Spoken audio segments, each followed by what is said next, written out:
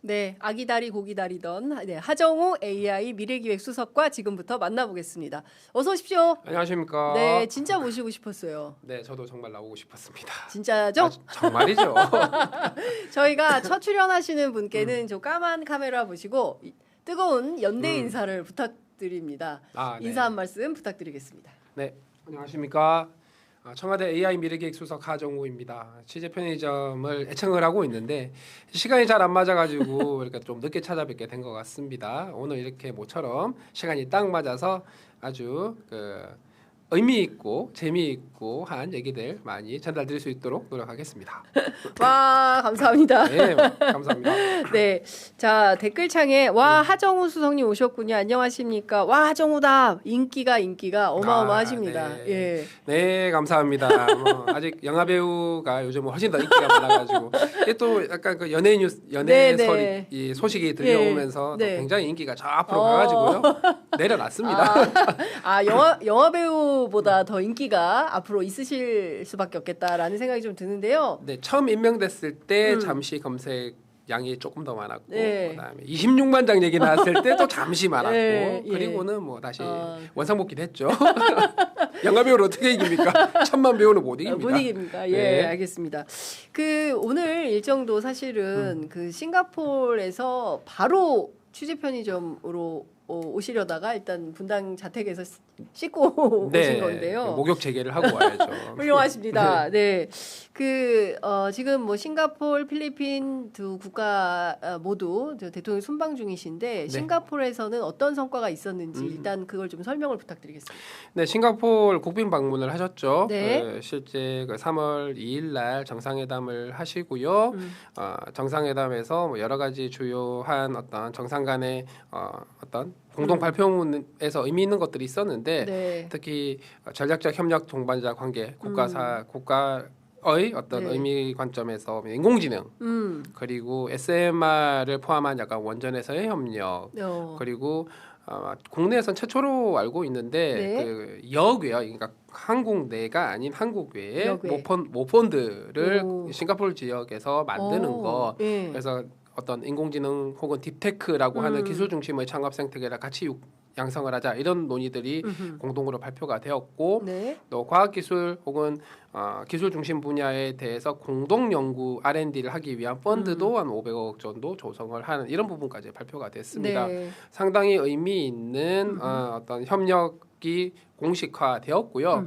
이제 숙제가 떨어진 거죠. 저는 그 부분에 있어서 이제 성과를 만드는 것들을 후속 조치를 해야 하는 상황이고 사실 그 때문에 대통령님 일행은 필리핀으로 보내드리고 저는 하루 더 남아서 싱가포르에서 담당하는 부처 장관님들이랑 좀 미팅을 추가적으로 실무 협의를 하고 돌아왔습니다. 오늘 새벽에.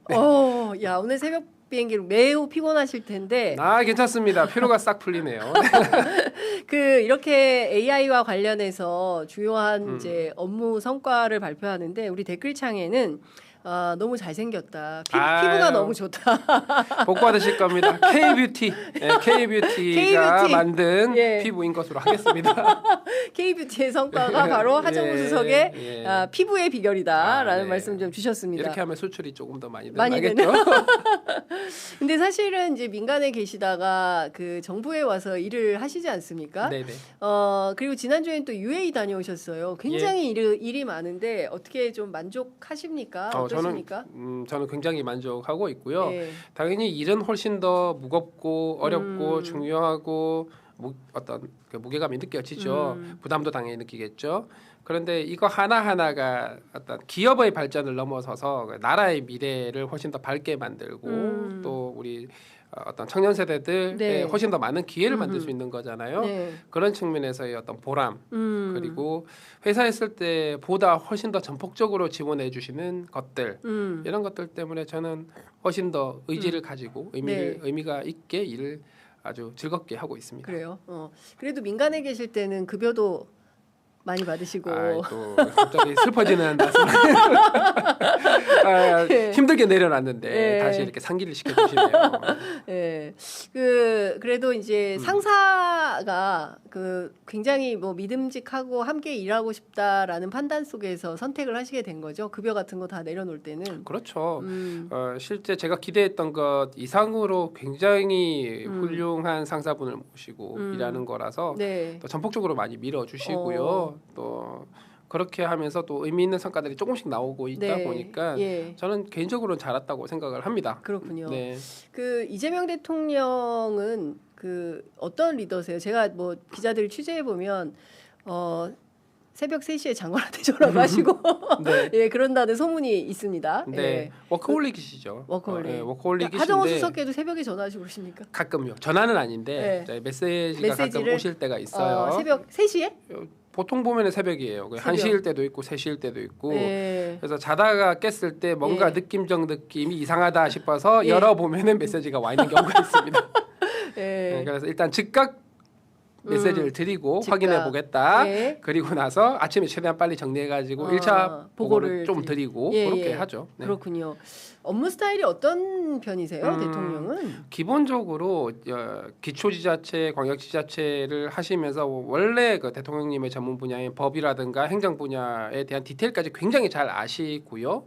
그런데 제가 예전부터 느꼈던 건 그 3월달 그러니까 후보 되기 전 시절이잖아요. 그때는 그 탄핵이 확정된 건 아니니까 네. 그때 모두의 질문 큐에서 질문을 주고 받고 하던 게 있고 그리고 사실 그 이전에 2023년 가을쯤에 한번 뵀을 때 말씀을 나눴을 때가 있고 하는데 매번 저희 AI라든가 기술에 대한 이해도, 네. 깊이, 인사이트가 달라져 있어요. 오. 그만큼 학습이 빠르고 학습 빠르고 예. 그 의지를 가지고 막 이렇게 스스로 공부를 하시는 거죠. 그리고 이해도가 굉장히 높으시고 그 지식들 안에서의 어떤 인사이트라고 하죠. 통찰력 네. 이런 것들도 굉장히 높으시고 예.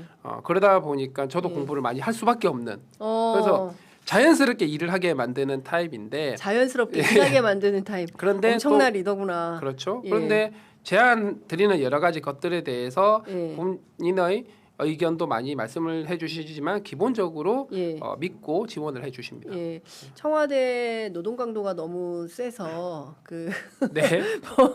노조가 필요한 거 아니냐 이제 이런 얘기도 나오는데 네네. 속도를 굉장히 강조하고 계시기 때문에 맞습니다. 예, 뭐 좀 지친다 이런 생각은 별로 안 드십니까? 어차피 회사에 있을 때도 제가 있던 업계 자체가 속도가 굉장히 빠른 동네였잖아요. 네네네네. 그래서 이렇게 일하는 속도 자체는 크게 부담스럽지는 않은데 네.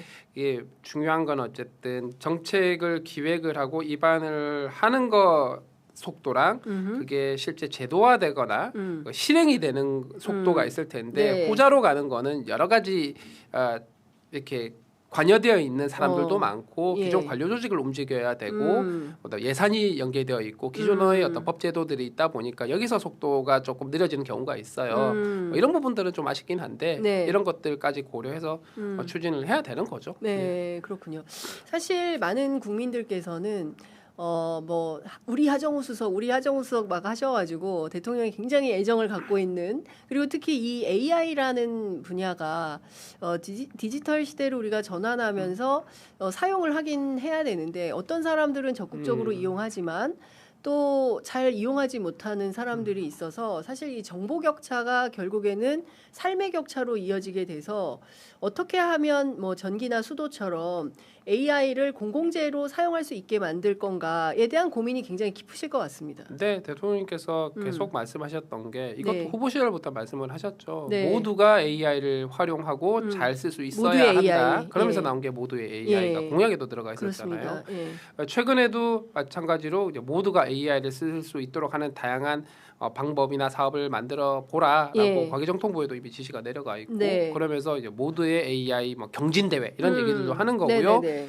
또 지금 중소벤처기업부에서 주도로 준비하고 있는 모두의 창업의 트랙 중에 하나도 누구나 아이디어가 있는 사람들이 인공지능 기술을 활용을 해서 창업을 할 수 있도록 돕는 이렇게 자연스럽게 네. 잘 쓰는 것들을 넘어서서 창업까지 이룰 수 있도록 하는 부분들도 함께 준비를 하고 있어요. 그래서 앞으로는 인공지능을 잘 사용하는 하지 못하면은 살기가 힘들어질 게 너무나도 자명하기 때문에 이런 부분들을 네. 그냥 민간에 혹은 국민 개인에게 다 맡겨서 될 일은 아닌 것 같고 그냥 맡기면 네. 틀림없이 얼리 어댑터들처럼 빨리 하는 분들이 있는 반면에 네. 좀 늦게 움직이시는 분들이 있잖아요. 그렇죠. 양극화가 될 게 너무 자명해 네. 보이니까 양극화. 네. 이렇게 좀 상대적으로 느리게 움직이시는 분들을 조금 더 가이드를 해서 함께 이렇게 배우고 또 쓰실 수 있도록 하는 부분들을 챙기는 것도 저희가 준비를 하고 있습니다. 예를 들면 어떻게 그런 것들을 그 정부 차원에서 고민하고 있습니까? 이를테면 뭐 잘 몰라서 이용을 못하거나 네. 뭐 이런 분들을 무슨 뭐 평생학습 체계 방식으로 뭐 그런 거죠. 지역에 있는 예. 뭐 무슨 문화센터 이런 데서 배우게.